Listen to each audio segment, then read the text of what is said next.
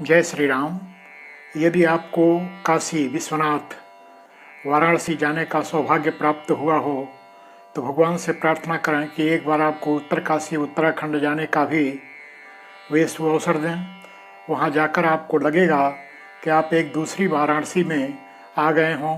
वही गंगा का पावन तट, सुरम्य भक्तिपूर्ण वातावरण, मंदिरों की श्रेणियाँ, बाबा विश्वनाथ की उपस्थिति और बहुत कुछ जो काशी वाराणसी के समान उत्तर काशी में भी एक साथ देखने को मिल जाता है। यह मेरा परम सौभाग्य कि मुझे यह सुअवसर प्राप्त हुआ। प्रसंग था कि जब मैं नैनीताल के पूर्ण आवासीय विद्यालय में 11 वर्षों के लिए प्रधानाचार्य था, उसी अवधि में भारतीय शिक्षा समिति उत्तर प्रदेश के प्रदेश निरीक्षक एवं मंत्री, जिन पर विशेष रूप से उत्तर प्रदेश और उत्तराखंड के सीबीएसई विद्यालयों के देखरेख का काम था, उन्होंने मुझसे कहा कि अब के नैनीताल आता हूँ तो हम सब उत्तराखंड चलेंगे और कुमाऊँ गढ़वाल का दर्शन इस रूप में संपादित करेंगे। मैंने उनसे कहा कि कुमाऊँ फिर कभी, अभी गढ़वाल चलते हैं। गढ़वाल में सुदूर उत्तरकाशी में अपना एक विद्यालय सीबीएसई का, उस विद्यालय को देखने की प्रबल लालसा मेरे मन में भी बहुत दिनों से थी। हम सब ऐसा एक कार्यक्रम बनाए। नियत तिथि आई, माननीय प्रयाग नारायण शाह जी नैनीताल एक्सप्रेस से काठगोदाम हल्द्वानी पहुँचे। उन्हें लेकर मैं 2 दिन अपने विद्यालय का प्रवास पूरा किया और उसके पश्चात अति प्रातः एक दिन हम अपने विद्यालय की गाड़ी से उत्तराखंड के लिए प्रस्थान किए कि उत्तरकाशी जाकर हम उस पावन मंदिर का दर्शन करेंगे। मार्ग में मुरादाबाद के अपने एक विद्या मंदिर के प्रधानाचार्य जी, जो उत्तरकाशी में प्रधानाचार्य रह चुके थे, उनको साथ रहने की लालसा जगी। यह सोचकर कि वे साथ होंगे तो हमारा मन भी लगा रहेगा और उत्तरकाशी के यात्रा के प्रवास को चूँकि वे जानते होंगे इसलिए सुगमता होगी। किंतु मुरादाबाद तक पहुँचते काफ़ी देर हो गई। लगभग 2-3 बजे जब हम पहुँचे, विद्यालय समाप्ति की ओर था। प्रधानाचार्य जी सहसा हम लोगों के निवेदन पर तैयार तो हो गए, लेकिन तब भी 1 घंटा वहाँ जलपान आदि के लिए लगाना हुआ और फिर आगे की यात्रा प्रारंभ किए। हरिद्वार पहुँचते काफ़ी देर हो गई, अंधेरा होने लगा, जाड़े का समय, कोहरे का समय। ऐसे में गाड़ी बहुत तेज़ी से चलाया भी नहीं जा सकता।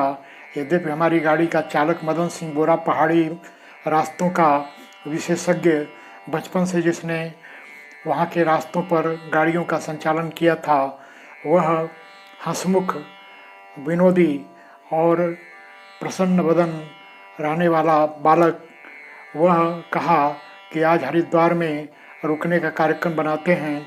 ऐसा हम पहले भी विचार किए थे, लेकिन जहाँ रुकने का निश्चय किए उस विद्यालय के प्रधानाचार्य को दोबारा बताना रह गया था। अतः उस विद्यालय जाने पर वे मिलेंगे कि नहीं मिलेंगे, यह सोचकर माननीय शाह जी ने एक होटल के सामने गाड़ी रोक दी और कहा, आज रात्रि विश्राम हम यहीं करेंगे। यात्रा में पैसा नहीं देखा जाता, सुविधा देखी जाती। मैं उनकी बात से सहमत हुआ। हम 4 लोग उसी होटल में रात्रि विश्राम किए और अति प्रातः यात्रा जल्दी से जल्दी प्रारंभ हो, इसलिए अल्पाहार लेकर हम आगे के लिए प्रस्तुत हुए। लक्ष्य था पुरानी टिहरी, वहाँ का बांध, वहाँ के डूब क्षेत्र का दर्शन और वहाँ माननीय शाह जी के एक सुपरिचित संघचालक परिवार के बालक से मिलना, जो झांसी माननीय शाह जी के निवास पर रहकर पूरी पढ़ाई किया था। वहाँ हम सब पहुँचे। अपने माननीय संघचालक जी के घर के पास ही अपना एक विद्या मंदिर था, उसका दर्शन करने का सौभाग्य प्राप्त हुआ। लौटकर उन्होंने कहा कि प्रातः आप लोग जल्दी निकलने वाले हैं, अतः सायंकाल ही स्वामी राम तीर्थ जी के समाधि स्थल भिवंगना तट पर नदी के किनारे एक पुण्य स्थान है, उसका दर्शन आप कर लें। इच्छा थी, पैदल टहल कर भी जा सकते थे, लेकिन समय कम था, अतः विद्यालय की अपनी गाड़ी से ही हम उस स्थान पर पहुँचे। जाकर देखा तो मन अत्यंत भाव विभोर हो उठा। नीचे खाई में बहती पुण्य सलिला विवंगना नदी और ऊपर एक तट पर स्वामी राम तीर्थ जी का वह समाधि स्थल, मुश्किल से लाख रुपए भी वहाँ नहीं लगे होंगे। कई राज्य सरकारों, कई संभ्रांत सेठों और लोगों के सम्मिलित सहयोग की राशि भी 1 लाख नहीं थी। मन दुखी हुआ कि इतने बड़े महापुरुष जिसने विश्व में अपने सनातन धर्म ध्वजा को लहराया, उसकी समाधि स्थली पर और 1 लाख रुपए भी हम अपने व्यय नहीं कर सके। यह अकिंचनता, यह सोचकर कि वे राम अपने को कहते नहीं थे, राम की तरह जीवन भी जिए। किसी सांध्य वेला में उनके मन में आया होगा कि अब यह जीवन पूर्ण करना चाहिए, और प्रभु राम की तरह से उन्होंने जल समाधि ले ली थी। यह पावन स्थल देखकर मन में लगा कि यात्रा का प्रारंभ ही कितना सुंदर रहा, और उस महामनीषी स्वामी राम तीर्थ को नमन करते हुए हम सब वापस माननीय संघचालक जी के परिवार में आए। वहाँ तो एक ही वातावरण था कि ये लोग हमारे अतिथि हैं, क्या खिलाएं क्या पिलाएं। पहाड़ के एक एक व्यंजनों को हर आधे घंटे 1 घंटे पर बना कर और सामने प्रस्तुत करते। अब खाने की तो अपनी एक सीमा होती, उसकी एक मर्यादा होती, लेकिन फिर भी उसके वर्णन को सुनकर, उसके बनाने की विधि को जानकर, और माता बहन हमारे लिए क्या कुछ कर रही हैं, यह मन में विचार लाकर बड़ा आत्मतोष होता। प्रातःकाल हम टिहरी से आगे की यात्रा के लिए निकलने वाले थे, तब उस परिवार ने मन ही मन ये विचार किया कि ऐसे माननीय प्रयाग नारायण शाह जी, जिनके घर हमारा बड़ा पुत्र भट्ट रहकर पढ़ाई किया, MBBS डॉक्टर की पढ़ाई किया, और उस महामनीषी ने उनसे 1 नए पैसे न भवन के न खाने पीने के कभी लिए, पुत्रवत रहा। तो ऐसे माननीय शाह जी को विदाई करनी चाहिए, लेकिन किसी की हिम्मत नहीं पड़ती।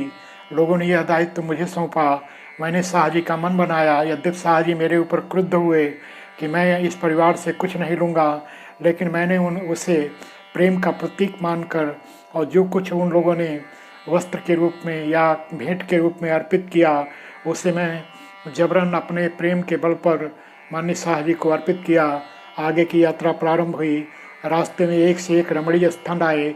वैसे भी हम यह विचार करके चले थे कि रास्ते में जहाँ भी शिशु मंदिर, विद्या मंदिर आएंगे, हम वहाँ रुककर 1 गिलास पानी लेकर, चाय पीकर और आगे बढ़ेंगे।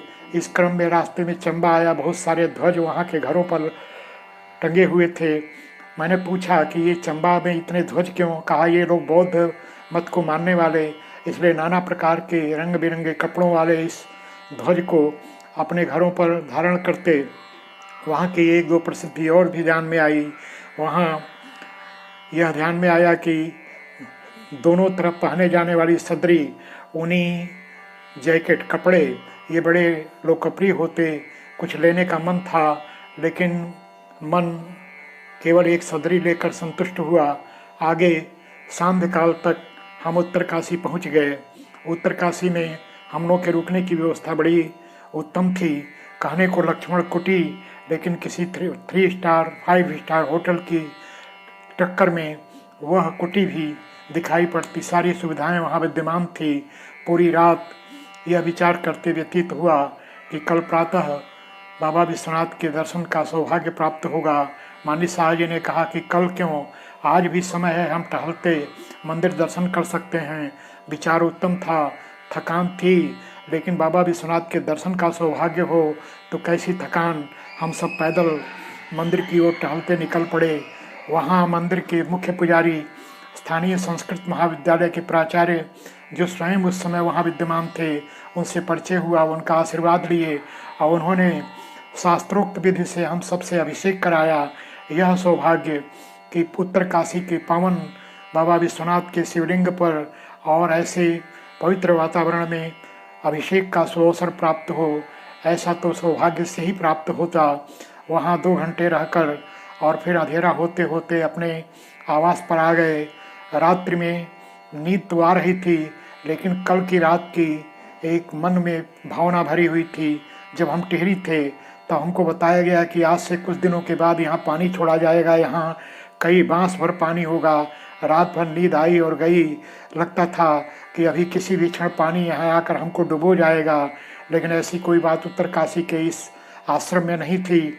यहाँ अच्छी नींद आई और सुदूर बहने वाली गंगा की कलकल ध्वनि भी कानों में पड़ती, पक्षियों का कलरव, और ऐसे कब रात्रि व्यतीत हुई पता नहीं चला। प्रातः जल्दी तैयार होकर हम निकट के एक सुंदर मंदिर की ओर दर्शन के लिए गए। वहाँ भी पुजारी ने हम सबका बड़ा आवभगत किया और अपने मंत्रोच्चार करते हुए अभिषेक कराया। ऐसा सुंदर अवसर काशी में प्राप्त होगा, यह सोचकर मन मुग्ध हुआ। और फिर वहाँ से हम सब चले मनेरी के उस प्रकल्प पर जहाँ वर्षों पहले भूकंप आया था। भूकंप प्रभावित उस क्षेत्र पर अपने संगठन के एक अनन्य कार्यकर्ता माने डॉक्टर नित्यानंद जी, जो उस प्रकल्प को गोद लिए थे, वहाँ का विकास क्रम कर रहे थे। वहाँ जाकर पूरी एक दोपहरी लगाकर हम उस मनेरी के प्रोजेक्ट का दर्शन किए, एक एक बात को समझने की चेष्टा किए। और ऐसे दोपहरी तक रहने के बाद वहीं भोजन कर हम सब वापस अपने आश्रम में आए। रात्रि विश्राम करने के उपरांत अगले दिन हम सब देहरादून के लिए प्रस्थान हुए।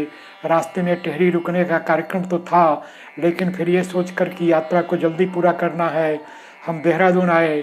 देहरादून थोड़ा घूमकर और फिर मसूरी, जिस एक अलग मार्ग से गए, उस रास्ते में कैंपटी फाल पड़ता। उस सुंदर झरने को देखकर मन भाव विभोर उठा और ये सोचकर कि इतनी सुंदर जगह भी अपने भारत में हो सकती है। कैंपटी फाल घंटे 2 घंटे रुककर फिर मसूरी आकर एक होटल में हम सब ने आश्रय लिया और देर रात तक वहाँ की सड़कों पर मंदिरों में दर्शन करते हुए समय बिताने का क्रम हुआ। ऐसे ही नहीं, मसूरी को पहाड़ों की रानी कहा गया, उसकी सुंदरता देखते बनी। वहाँ से जब नीचे देहरादून और अन्य अन्य नगरों की बस्तियों की लाइट को जलते देखा तो मन भाव विभोर उठा। लगा जैसे हम स्वर्ग में आ गए हों और धरती का दर्शन कर रहे हों। ऐसे सुंदर मसूरी के दर्शन के बाद हम सब अगले दिन जब देहरादून के लिए चले तो मार्ग में एक मंदिर आया, प्रकाशेश्वर महादेव। उस मंदिर की विशेषता थी कि हरिद्वार के एक जौहरी का मंदिर था, व्यक्तिगत मंदिर था, किंतु वहाँ की व्यवस्था बड़ी उत्तम, सुंदर मंदिर, रमणीय वातावरण, एकाकीपन। और उस मंदिर में हर 2 घंटे पर एक सुंदर प्रकाश, जिस एक दोने के प्रकाश को पाने के बाद पेट भर जाए, इतनी सुंदर व्यवस्था वहाँ थी। वहाँ एक सुंदर जौहरी की दुकान भी थी। बहुत सारी चीज़ें देखने का, वहाँ जानने का सुअवसर हुआ। यदि धन होता तो कुछ मोती, हीरे, ऐसे माणिक्य, ऐसे रत्नों को लेने का भी मन था, लेकिन केवल जानकारी और दर्शन के बाद उस स्थान से हम विदा लिए और देहरादून आकर माननीय शाह जी के एक सुपरिचित परिवार में रात्रि विश्राम का कार्यक्रम था। वहाँ घर की तरह से वातावरण में भोजन आदि का सौभाग्य प्राप्त हुआ। वहाँ भोजन के उपरांत हम सब अगले दिन हरिद्वार दर्शन के लिए गए। हरिद्वार में गंगा के तट, गंगा माता की आरती और वहाँ पावन तट पर बैठकर घंटों गंगा की दृश्यावली के दर्शन का सुयोग सौभाग्य प्राप्त हुआ। ऐसे सुंदर रमणीय यात्रा के बाद हम सब फिर अपनी वापसी यात्रा के लिए प्रस्तुत हुए। इस क्रम में माननीय शाह जी तो मुरादाबाद रुककर ट्रेन से लखनऊ जाने का निश्चय किए और मैं छला हुआ अकेला इतनी सुंदर यात्रा के बाद वापसी नैनीताल के लिए भारी मन से वापस हुआ। मन तो नहीं था, लेकिन अंत में जाओ कहीं भी, जैसे उड़ी जहाज को पंछी पुनि जहाज पर आवे, नैनीताल के उस सुंदर रमणीय साधना स्थली विद्यालय में पुनः आकर मन में आत्मतोष हुआ और ये विचार आया कि आखिर कहीं भी जाओ आश्रय का सहारा लेना ही पड़ता है।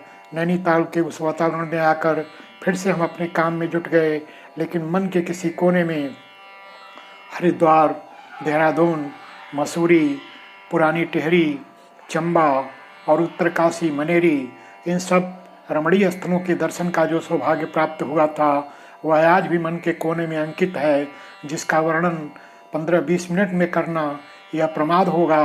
भगवान ऐसा सौभाग्य यदि दे और बाबा विश्वनाथ के दर्शन का सौभाग्य प्राप्त हो, इससे बड़ी बात क्या हो सकती।